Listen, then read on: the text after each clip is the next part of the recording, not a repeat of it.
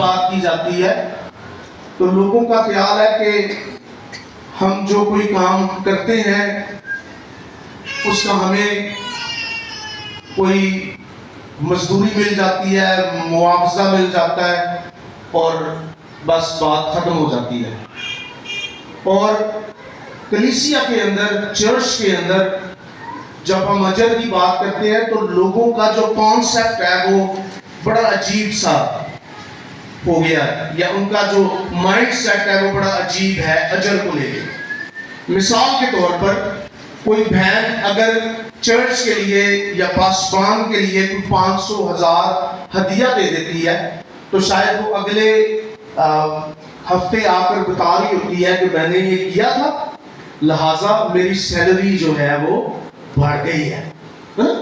तो लोगों का ख्याल यहां तक महदूद है कि ये अजर है कि आप इस हदिये की थैली में कुछ डालते तो फिर आपको मल्टीप्लाई होके मिल जाता है। फिर अजर को लेके लोगों का ख्याल है कि आप कोई भले काम कर रहे हैं, कोई चंगे काम कर रहे हैं तो उसका अजर। मैं बहुत दफा बहुत सारे भाइयों को सुनता, बहुत सारी बहनों को सुनता और मैं देखता हूं कि लोग ये कह रहे होते हैं कि ये आज जो कुछ है ना ये मेरी नेकियों का अजर है। और लोग भी इसी तरह कह रहे होते हैं कि इन्हें कोई चंगे काम कीते सन ओदा अजर इन्हों मिलिया है। हमने इस अजर को महदूद सा कर दिया है। हमने इस अजर को शायद समझ लिया है कि ये हमारी रोजमर्रा की जिंदगी के जो मामलात हैं इस अजर का ताल्लुक बस इसी के साथ है।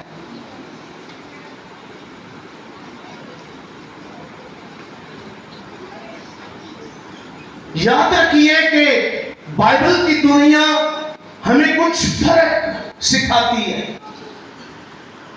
वो हमें इस मौजू को लेकर कुछ और सिखाना चाहती है।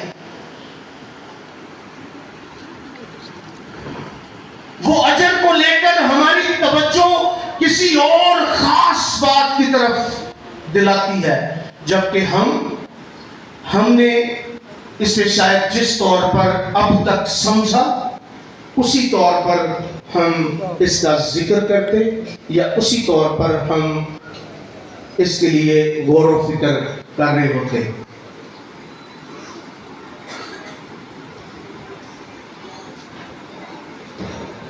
याद रखिए कि आप जमीन पर अगर कुछ कर रहे हैं, आप एक अच्छी जॉब करते हैं तो 1 साल के बाद आपकी कंपनी आपको बोनस देती है। ये आपकी उस जमीनी जॉब मेहनत काविश का इनाम है कि आपको कमिंग मंथ जैसे दिसंबर आ जाएगा तो फिर आपको डबल सैलरी जो है वो कंपनी आपकी फर्म देगी। आप खुश हो जाते हैं कि मेरी कारकर्दगी। इसी तरह शायद आपकी कंपनी आपको कोई सर्टिफिकेट दे देगी कि आपने साल भर बड़ी मेहनत की, बड़ा काम किया। ये आप के लिए एक याददाश्त है जो आपकी दीवार पर, आपके घर में या आपके पेपर की फाइल जो है उसमें और इजाफा कर देगी। ये दुनियावी अजर है। यकीनन हम अगर ज्यादा मेहनत करते तो हम बरकत पाते, उसका सिला अजर नहीं है। याद रखिए कि सरफराजी और बरकत और अजर ये फर्क चीजें हैं। हमने क्या किया कि हमने सरफराजी को, बरकत को, अजर को खल्त मल्त कर दिया है, इन्हें एक कर दिया।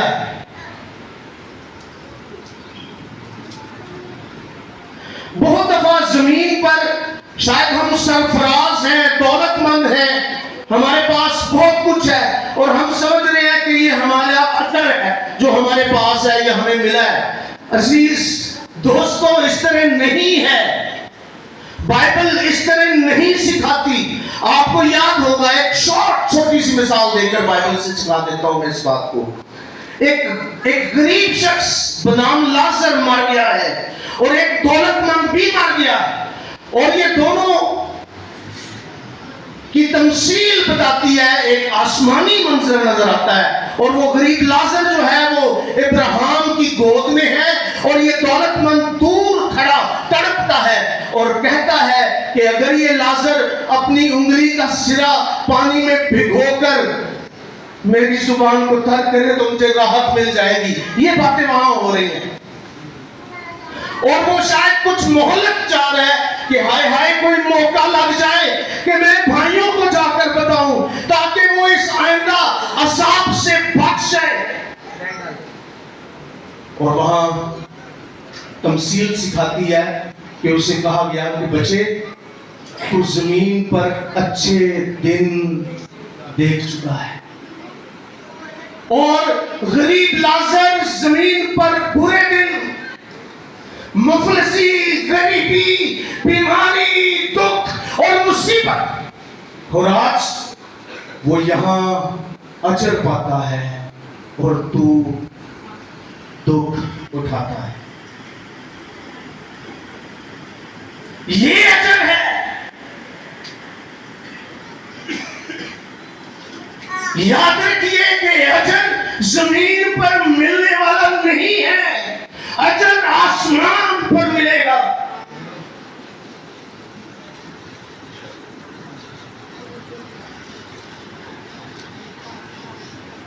अजर का मतलब है कि जो आइंदा वक्त में आपको मिले, इसका मतलब है सिला, इनाम, बदला, फल, सवाब या जज़ाए खैर जो आइंदा अयाम में आपको मिलेगी।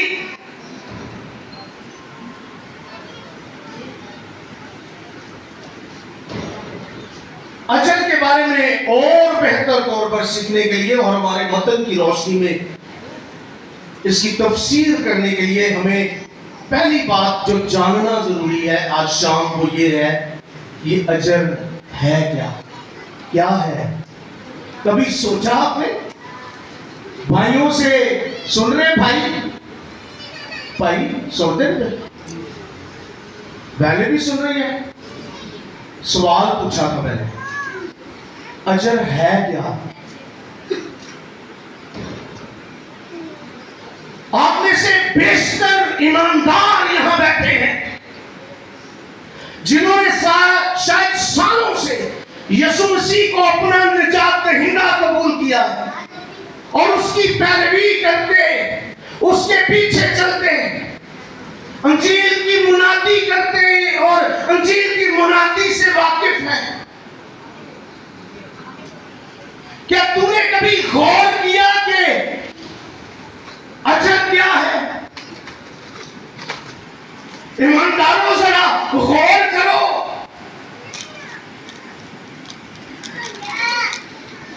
तुम्हारे पास जो कोई मुस्तकबिल की कोई उम्मीद है जिसे बाइबल अजर कहती है, वो अजर है क्या? बता सकते हैं? हाँ जी, अजर है क्या? बहन कह रही ईमान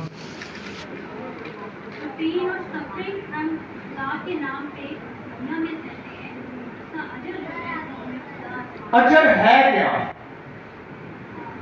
वो तो हम सीख रहे हैं कि जो रिवॉर्ड है ठीक है, लेकिन है कि शय की ये कोई सेल फोन है, ये भी तो इनाम हो सकता है ना। घड़ी है, कोई पेन है, कोई डायरी है, अजर है क्या?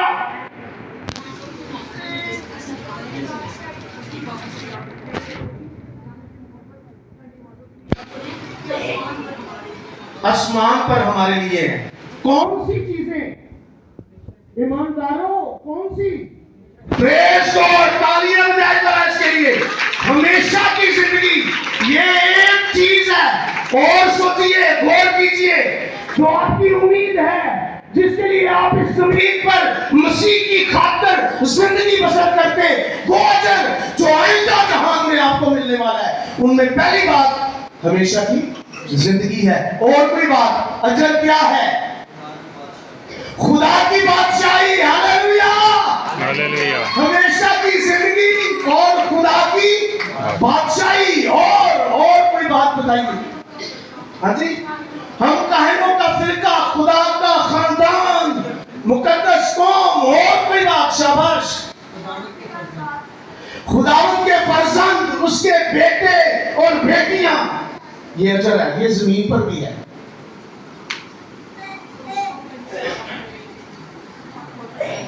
तख्तों पर बैठेंगे। हालेलुया। तो कभी सोचे तुसा कि तुसा तख्तों पे बैठे जाके कौमों का फैसला करेंगे, कौमों का फैसला और इंसाफ करेंगे। ईमानदारों, ये आपका अजर है। Praise the Lord। और दिलचस्प, हमने जो हवाला तिलावत किया है, अगर आपने गौर से सुना हो तो इसमें भी एक बात हमें नजर आ रही है। पढ़ते जरा इसे दोबारा, पांचवां बाब पर नहीं आया। मुबारक है वो जो रास्तबाजी के सबब से सताए, जो रास्तबाजी के सबब से सताए गए, क्योंकि आसमान की बादशाही उन्हीं की है। उन्हीं की है। जब मेरे सबब से लोग तुमको लान तान करेंगे और सताएंगे और हर तरह की बुरी बात तुम्हारी निस्बत ना हक कहेंगे, तो तुम मुबारक होगे। खुशी करना हालेलुया, और नहायत शादमान होना, क्योंकि आसमान पर तुम्हारा अजर बड़ा है। हालेलुया। हालेलुया। इसलिए कि लोगों ने उन नबियों को भी, शुक्रिया बच्चे, खास जब हम ये कह रहे हैं कि ये अजर है क्या, तो इसमें पहली बात है, आसमान पर हम उस अजर का लुत्फ उठाएंगे। 12वीं आयत बता रही है, तुम नहायत शादमान होना। Praise the Lord। यूनानी मतलब बताऊं इसका? शादमान होना यूनानी मतलब बताता है उछलना। हालेलुया, कूदना, नहायत शादमान होना। यानी आप इस कदर खुश होंगे कि आप उछलेंगे, आप आसमान पर कूदेंगे, उछलेंगे। सो पहली बात, अजर है क्या? आसमान पर हम उस अजर का लुत्फ उठाएंगे, खुशी होगी, शादमान, हम मसीह के साथ होंगे।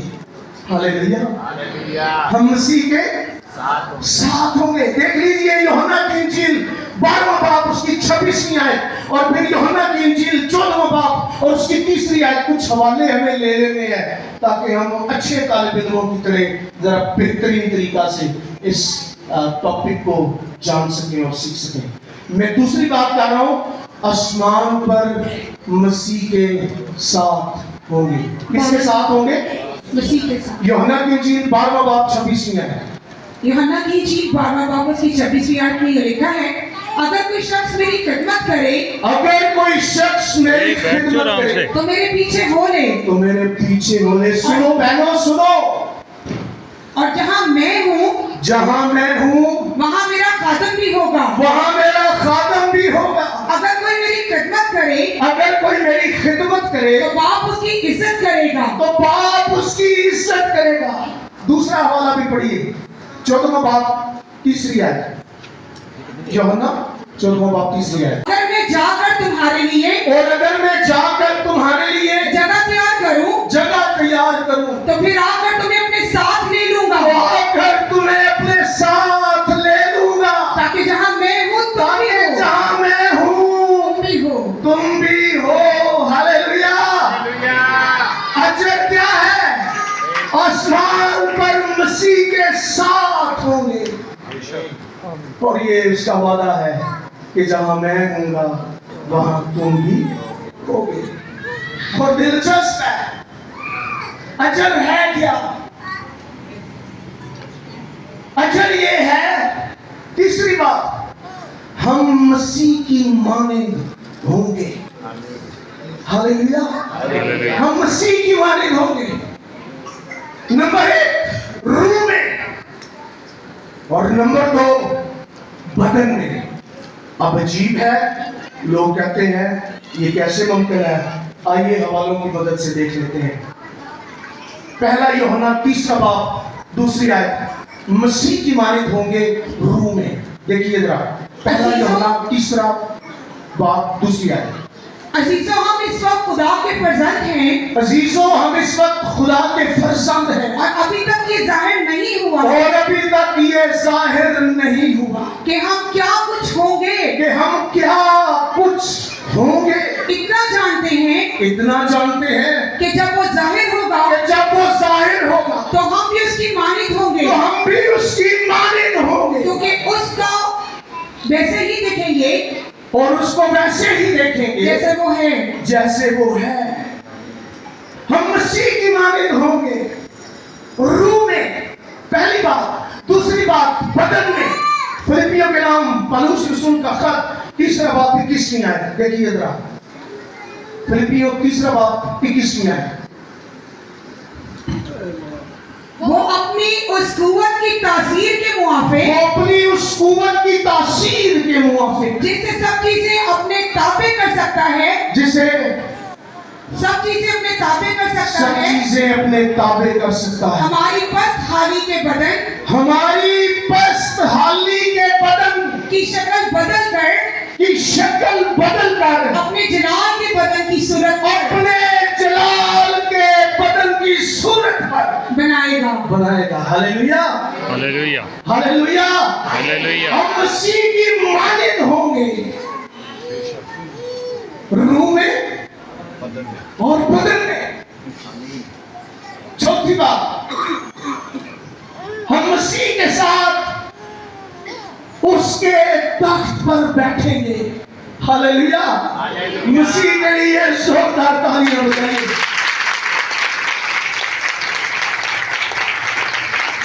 वो जो अपने बातों में सच्चा और बरहक है, वो ही फरमाता है।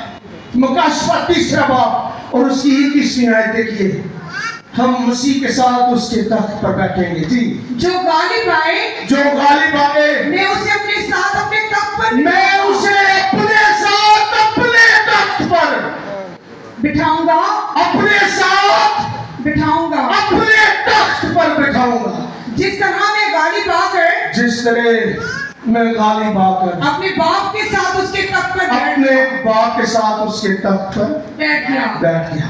हालेलुया। हालेलुया। हम मसीह के साथ उसके तख्त पर बैठेंगे। पहली बात, खुशी होगी, शादमानी होगी, अजर है। आज दुख है, मुसीबत है, परेशानी है, लेकिन एक वक्त आएगा जब आप शादमान हो जाएंगे। कलाम में लिखा है, जो आंसुओं से बोते हैं वो खुशी से गाते हैं। दूसरी बात, आसमान पर हम मसीह के साथ होंगे। हमारी गहरी रफाकत होगी, हमेशा की रफाकत, ना खत्म होने वाला ताल्लुक, हमेशा तक रहने वाला रिश्ता। हम आसमान पर मसीह के साथ होंगे। तीसरी बात, हम मसीह की मानद होंगे रूह में और बदन में। चौथी बात, मसीह के साथ उसके तख्त पर बैठेंगे। पांचवी बात, मसीह की खुशी में शरीक होंगे। हालेलुया। हालेलुया। मसीह की खुशी में शरीक। मत्ती 25वां बाब 21वीं आयत देखिए बरा, मसीह की खुशी में शरीक होंगे। मत्ती 25वां बाब 21वीं आयत। उसके मालिक ने उससे कहा, उसके मालिक ने उससे कहा, ए अच्छे और ध्यानदार नौकर, अच्छे और ध्यानदार नौकर, शाबाश, शाबाश, तू थोड़े में ध्यानदार रहा, तू थोड़े में ध्यानदार रहा, मैं तुझे बहुत चीजों का का मुख्तार बनाऊंगा। मुख्तार बनाऊंगा। अपने मालिक की खुशी में, अपने मालिक की खुशी में शरीक हो। शरीक हो। Hallelujah, hallelujah. हालेलुया। यहाँ तफसील दी जा रही है थोड़ों की, और जो नौकर कामयाब हो गया है ना, जो खुदाबंद और अपने मालिक की ताबेदारी करता रहा है, उसके लिए अजर है। उसे कहा गया है शाबाश। आपने कभी सोचा हम रात दिन दुआ में बैठे रहते, हम रात के पहरों को उठ कर दुआएं मांगते, हम मसल्ला बिछाए रहते, हम रोजा रखते, हम भाग दौड़ करते, कलाम की मुनादी करते, रूहों को बचाते, बदलों गिरफ्तार लोगों को मसीह के पास लाते। जो अंजील से वाकिफ नहीं है उन्हें अंजील की रोशनी से रोशनास कराते। आखिर क्यों? सिर्फ इसलिए कि एक दिन यीशु आएगा और कहेगा शाबाश। हम उस शाबाश को सुनने के लिए ये सब कुछ करते हैं। और पांचवी बात, हम मसीह की खुशी में शरीक होंगे। छठी एक और बात ले लेते हैं अजर को लेके, जो हमारे नौजवान बेटे ने कहा, हमेशा की जिंदगी, ये अजर है। मरकस 10वां बाब 30वीं आयत देखिएगा, पढ़ दीजिए। और अब इस जमाना में, और अब इस जमाना में सोगना ना पाए, सोगना ना पाए, घर और भाई, घर और भाई और बहनें, घर और भाई और बहनें, और माए और बच्चे, और माए और बच्चे, और खेत, और खेत, मगर जुल्म के साथ, मगर जुल्म के साथ, जुल्म के साथ। और आने वाले आलम में, और आने वाले आलम में आइंदा जहान की बात हो रही है, आसमान के अजर की बात हो रही है जी। आने वाले आलम में हमेशा की जिंदगी, आने वाले आलम में हमेशा की जिंदगी, चलो जाओ। ये अजर है। ऐसी जिंदगी जो कभी खत्म नहीं होगी। मैं और तू अब जिस जिंदगी में है, जिसमें ये खत्म होने वाला है, लेकिन एक हमेशा की जिंदगी है जो कभी खत्म नहीं होगी, जो हमेशा तक रहेगी। पहली बात हम कर रहे थे, चूंकि मुझे वक्त का भी ख्याल रखना है, तो हम दूसरी बात की तरफ जाएंगे। पहली बात हम कर रहे थे, ये अजर है क्या? इसमें 6 बातें हमने कर ली। क्या बात कर रहे थे? अजर है क्या? है क्या? और इसमें कितनी बातें की? 6। दूसरी बात, सेकंड पॉइंट, ये दुख और मुसीबतें अजर तक ले जाएंगी। ये दुख और मुसीबतें अजर तक ले जाएंगी। 12वीं आयत पढ़िए, हमारा मेन मतलब जो है मत्ती 5:12। खुशी करना और शादमान खुशी होना, करना और शादमान होना, क्योंकि आसमान पर तुम्हारा अजर बड़ा है। आसमान पर तुम्हारा अजर बड़ा है। इसलिए कि लोगों ने, इसलिए कि लोगों ने उन नबियों को भी, उन नबियों को भी जो तुमसे पहले थे, जो तुमसे पहले थे, इसी तरह सताया था। इसी तरह सताया। शुक्रिया। दूसरी बात, ये दुख और मुसीबतें अजर तक ले जाएंगी। इन मुबारक बातियों में उन लोगों को मुबारक कहा गया जो रास्तबाजी के सबब से सताए गए। क्या आज हम रास्तबाजी के सबब से सताए नहीं जाते? बहनों, भाइयों, क्या सताए जाते हैं या नहीं सताए जाते हैं? हम सताए जाते हैं। यकीन जानिए, आप जब खुदावंद के लोग हैं, आप जब ईमानदार हैं, तो लोग आपसे कीना भी रखते हैं। आप 2-4 ईमानदार इकट्ठे मिलकर खड़े हो जाए ना, तो कुछ शरीर लोगों की टोली जो है, अगर 2-4 शैतान शरीर लोग दूर खड़े हो और ईमानदार लोग वो 2-4 इकट्ठे खड़े हो ना, तो कहते हैं देखो सच्ची आ रही है टोली खलोती। केड़ी टोली? सच्चे आ सच्चे रहे आ रहे हैं तो लीजिए। मजाक उड़ाते, मजाक करते, ठट्ठा करते। तो बात मैं ये कर रहा था कि उन लोगों को मुबारक कहा गया है जो राष्ट्रवासी के सबब से सताए गए हैं।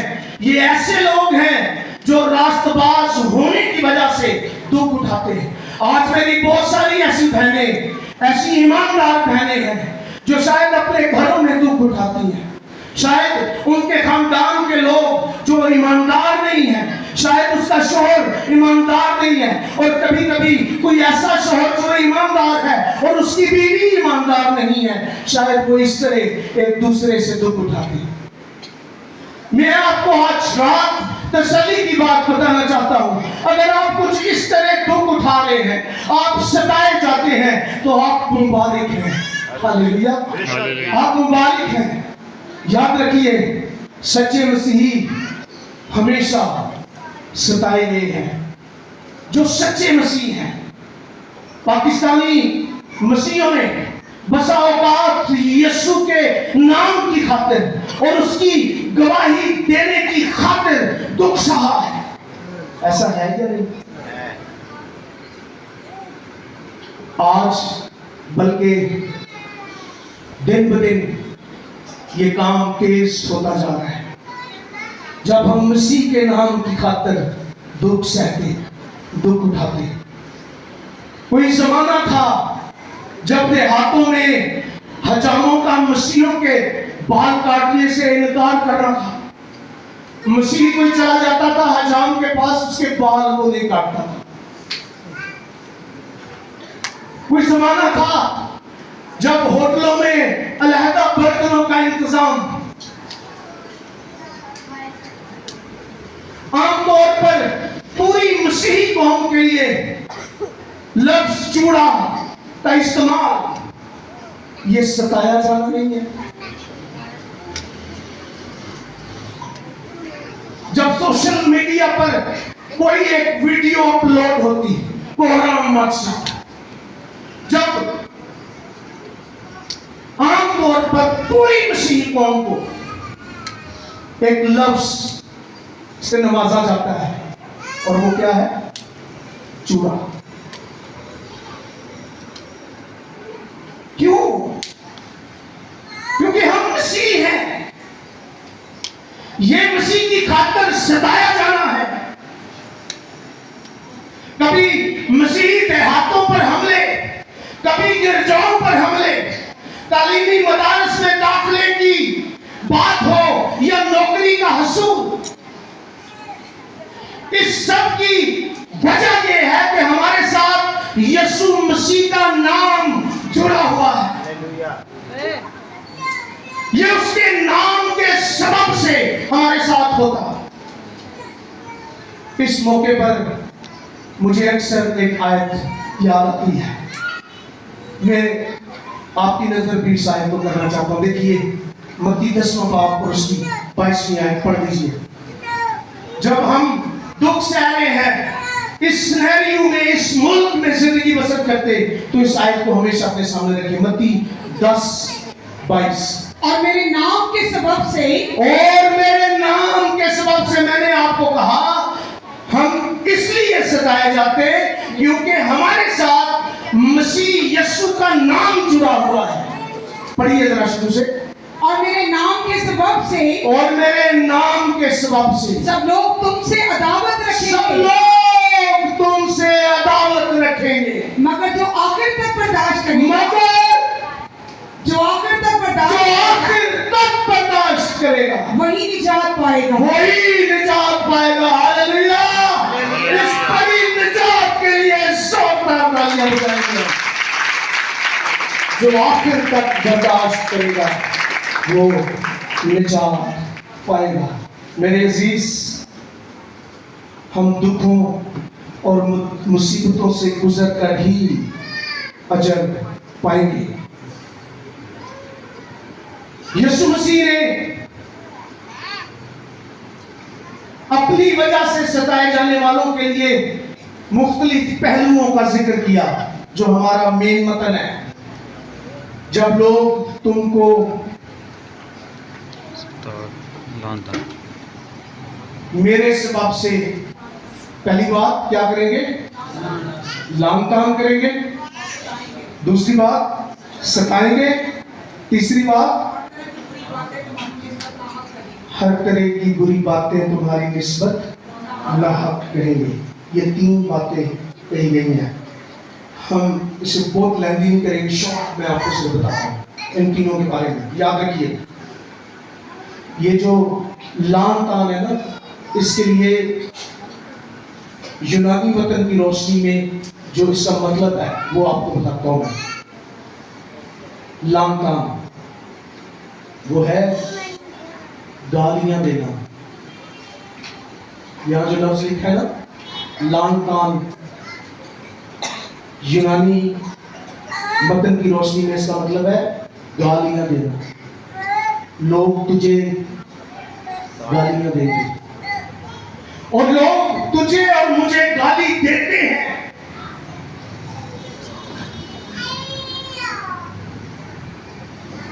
ये चूहे हैं, ये भूगी हैं।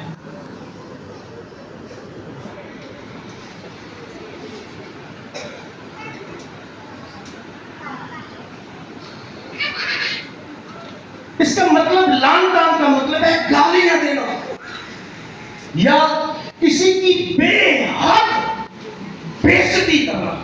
यह है लान तान।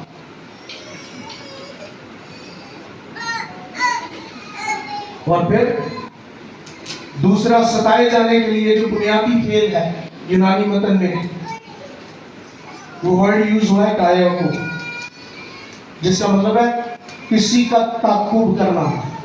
सताए जाने का सही मतलब क्या है? पीछा करना, ताकुब करना। लोग ढूंढेंगे, तुम्हें तलाश करेंगे, ताकुब करेंगे, तुम्हारा तलाश कर करके तुम्हें सताएंगे, ढूंढ ढूंढ कर तुम्हें सताएंगे। इसका ये मतलब है कि वो तुम्हारा ताकुब करेंगे, ऐसा देने के लिए, सताने के लिए। और फिर तीसरी बात जो है उसका जो मतलब है वो है बुरी बात, बुरी बातें। और फिर ना हक, 2 लफ्ज हैं यहाँ। जो बुरी बातें हैं इसके लिए सख्त बातें, घटिया बातें, जो नहायत घटिया बातें। और ना हक झूठ बोलना। ना हक का क्या मतलब है? झूठ बोलना। लोग तुम्हारे लिए झूठी बातें करेंगे। आज मुसाफिर रसूल की जो हम पर क्रॉस या तलवार जो हम पर लटक रही है, इसके पीछे आज तक जितने केसेस हैं उनमें क्या है? झूठ, नाहक बातें। याद रखिए कि मसीहियों को जिस्मानी, ज़हनी, नफ्सियाती और रूहानी इज़ार-ए-सानी का निशाना बनाया जाता है जिस खित्ते में हम रहते हैं। इन बातों को लेकर यीशु ने कहा, आसमान पर तुम्हारा अजर बड़ा है। Hallelujah, hallelujah. इसीलिए खुदावंद ने फरमाया खुशी करना और नहायत शादमान होना। यीशु के नक्शे कदम पर चलते हुए हमें सिर्फ दुखों में से गुजरना है, बल्कि उसकी इस अजीम खुशी में हमें शरीक भी होना है। वो बहुत सख्त वक्त है और हो जाएगा, लेकिन हमें याद रखना है कि आसमान पर एक वक्त आएगा जब हम खुशी मनाएंगे और शादमान होंगे। तीसरी और आखिरी बात, खुदावंद के साथ साथ चलने में या चलने से हम अजर पाएंगे। खुदावंद के साथ साथ चलने से हम अजर पाएंगे। पहली बात हमने सीखी, अजर है क्या, क्या है। दूसरी बात, मुसीबतों और दुखों से गुजरकर हम अजर पाते हैं। तीसरी बात, खुदावंद के साथ साथ चलने से अब अजर गाना मिलेगा। हम लोग ने गाना है? पूछा नहीं किसके साथ साथ चलने से? नहीं, अगर उन्होंने गाना तो फिर देख लो, आपकी मर्जी खुदावंद के है। साथ साथ। क्या करें? सही हाँ? बहुत दफा कुछ इस तरह अंजील मैं प्रीच की जाती है, सही है ना? अजर मिल गया, या कभी कभी प्रीच किया जाता है निजात मिल गई है, और लोगों को इसी तरह प्रीच करके सिखा दिया जाता है, और लोग भी इस रोग में फिर होते हैं, निजात हमें मिल गई है। इस तरह नहीं है, कलाम की तालीम ये नहीं है, कलाम इस तरह सिखा नहीं रहा।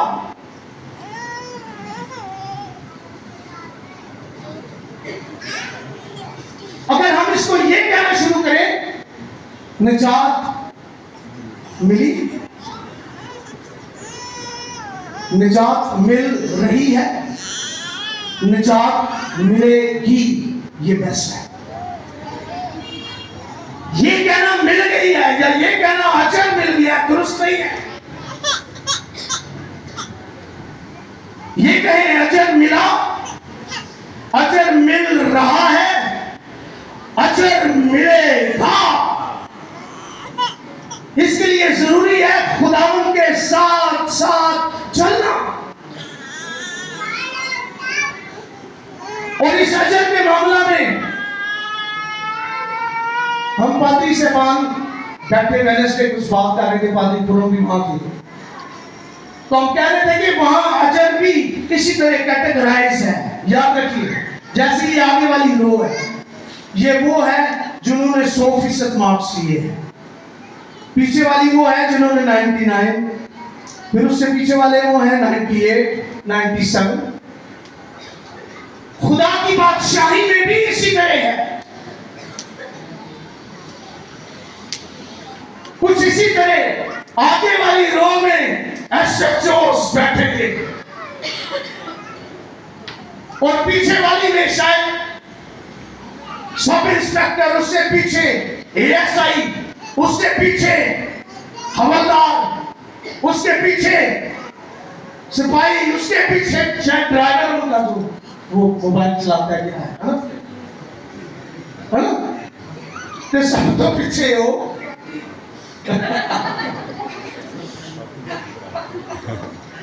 सबसे पीछे हो। याद रखिए, अगर आसमान पर ईमानदारों के लिए अजर है तो इसी तरह बेईमानों के लिए भी अजर है। ईमानदार आसमान देख सकेंगे जबकि बेईमान आसमान पर जा नहीं सकेंगे। ईमानदार खुशी मनाएंगे, शादमान होंगे, जबकि गुनहगार जो है वो रोएंगे और मातम करेंगे। याद रखिए, खुदावंद के साथ साथ चलने से अजर मिलेगा। कलाम मुकद्दस इस बात की गवाही देता है कि हनूक 365 साल 60 साल खुदा के साथ साथ चलता रहा और गायब हो गया। कभी गौर किया आपने इस बात पर? कितने साल? 3 साल, 30, इतने दिन नहीं, साल खुदा के साथ साथ चलता रहा और वो गायब हो गया, और अजर के तौर पर खुदावंद ने उसे उठा लिया। ये अजर है जब हम खुदावंद के साथ चलते हैं, और खुदावंद के साथ चलने से अजर है। जब हम खुदावंद के साथ चल रहे होते हैं तो याद रखिए कि हम ठीक संत की तरफ जा रहे होते हैं। जब हम खुदावंद के साथ चलते हैं तो याद रखिए वो आपकी भट्टी में हमारे साथ होता है। हालेलुया। मैं कह रहा हूं, जब हम खुदावंद के साथ चलते तो वो आपकी भट्टी में हमारे साथ होता है। हालेलुया।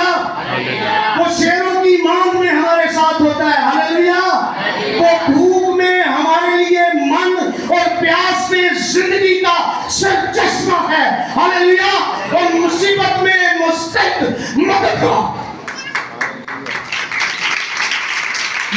की सच्चाई है।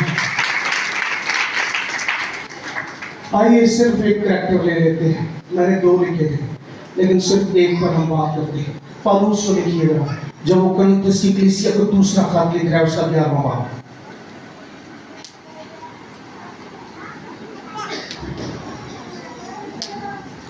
दूसरा कुरिन्थियों 11वां बाब 21वीं आयत से 28 में।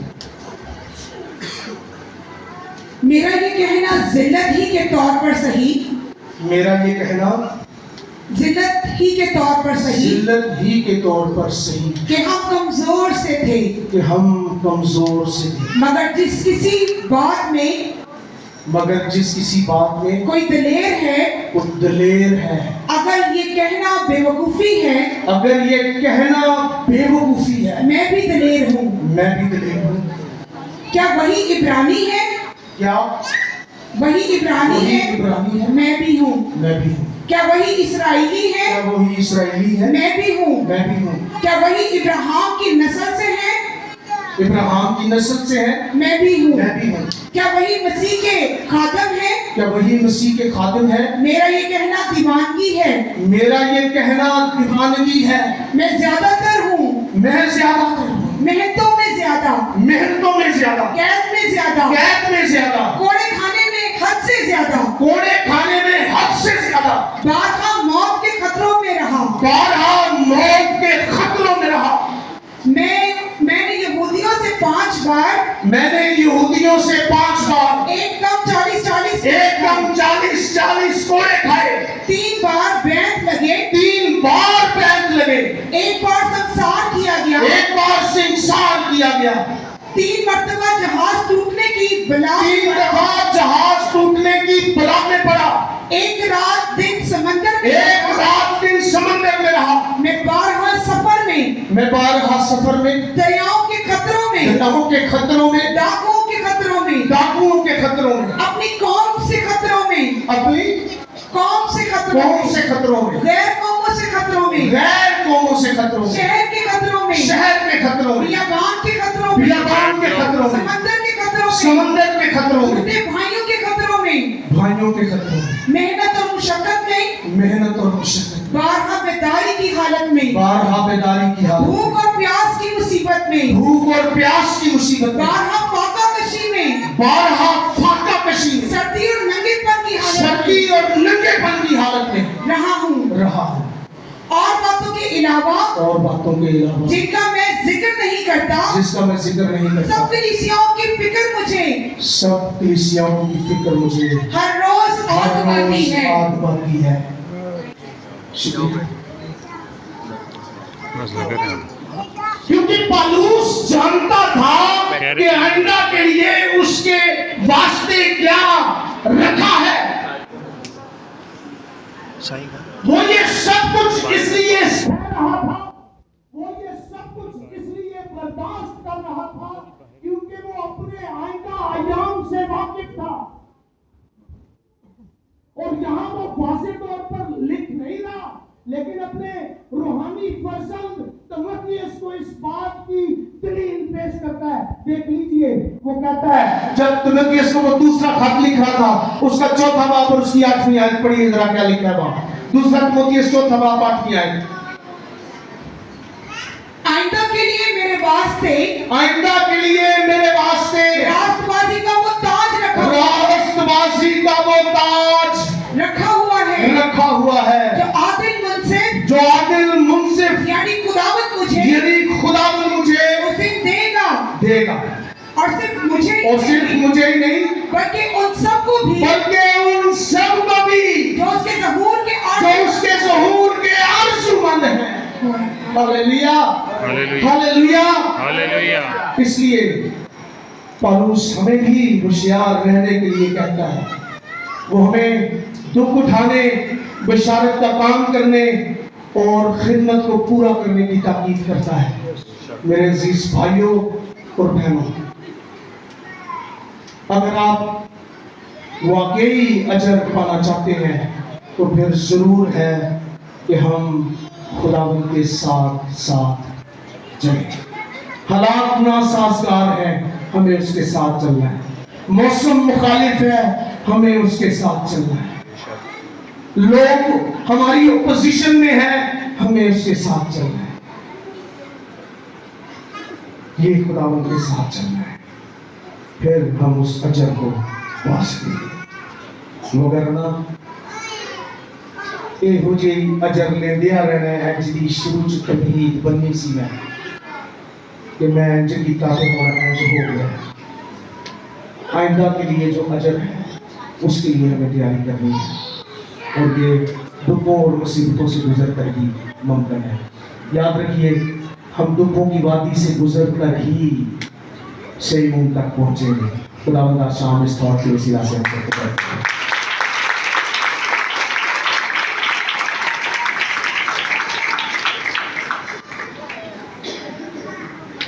जो हम खुदावंद का शुक्र अदा करें। खुदावंद ने अपने बंदा को अपने जलाल के लिए बड़ी कसरत के साथ इस्तेमाल किया और मैं नहीं समझता कि हम उस पर कुछ ज़्यादा तबसरा करें, बल्कि खुदावंद की खातिर ने बड़ी सफाई के साथ, बड़ी आसानी के साथ और सादे लफ्जों में हमें अजर के मुताबिक बताया कि दर हकीकत जो अजर हम समझते हैं वो क्या है, और जो बाइबल का अजर है वो पूरी दुनिया बल्कि अब्दी जिंदगी। स्वाएं हम सब अपने सरों को झुकाएं, अपनी आंखों को बंद करें और आज की इस जिंदगी बख्श नाम के लिए हम खुदा के हजूर शुक्रगुजारी की दुआ करेंगे। हमारे दरमियान खुदा के खादिम पादरी मीर साहब मौजूद हैं, मैं उनसे दरख्वास्त करूँगा कि वो दुआ में रहनुमाई करें।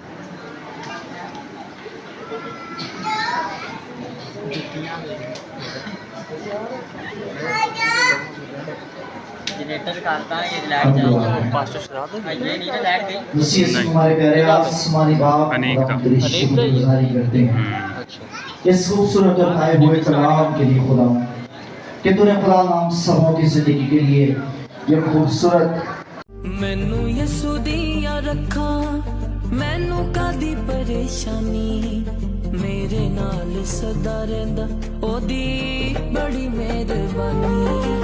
मैनू यसू दिया रखा।